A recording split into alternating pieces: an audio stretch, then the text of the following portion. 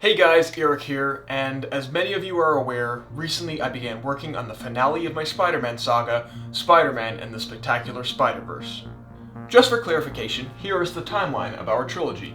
So, even though we are filming Back to Basics and Spider-Verse at the same time, Back to Basics takes place before Spider-Verse chronologically, so we have to finish it and put it out first. I thought I'd take this time to really talk about Spider-Man Back to Basics, since I haven't really told you guys much. So without further ado, here is the synopsis. Taking place after the events of Spider-Man Power and Responsibility, Spider-Man has become a symbol of hope for New York City. However, in an effort to prove himself as a hero, he's been distancing himself away from his friends and loved ones.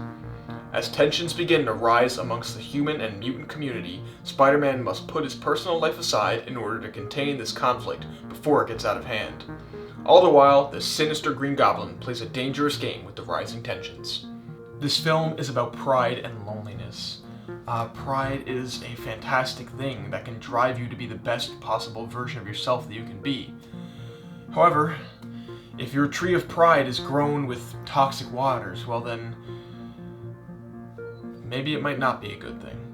With the story I wanted to tell, I dive into at what point does pride become hubris?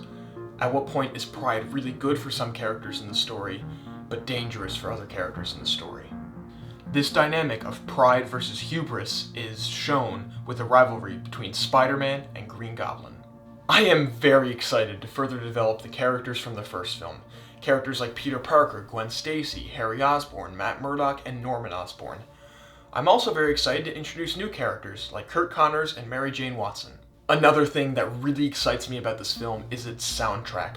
I've put together a soundtrack for this film, and I think it adds a lot of flavor and fun to the viewing experience. Here are some of the songs you would expect to hear throughout the movie. This film will be much shorter than Power and Responsibility.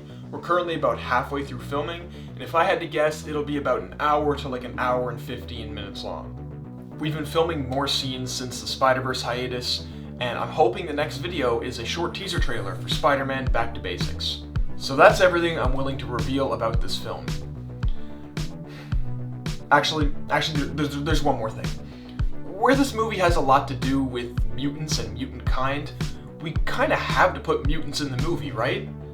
Well, there's one mutant in this that I'm very excited to show you guys. He's my second favorite Marvel character, and we have him in this film in his full yellow suited glory. It's a dynamic I'm very excited to show you guys. Well, that's all, folks. Whee!